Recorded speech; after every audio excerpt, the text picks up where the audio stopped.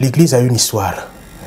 Et normalement, ceux qui entrent dans l'histoire de l'Église devraient normalement aussi revendiquer l'apostolité.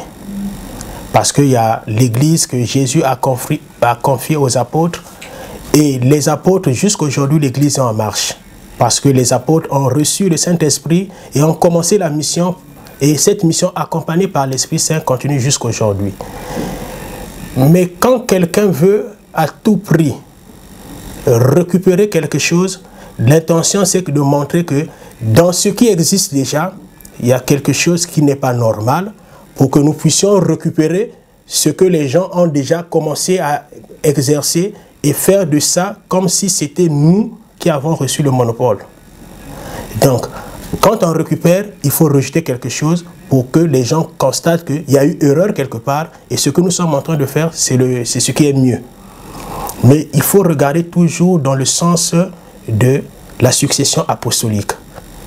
Les apôtres, dans les Actes des Apôtres, nous avons dit tout à l'heure, au chapitre 1er, vers le verset 8 jusqu'au verset 11, on nous parle de l'ascension.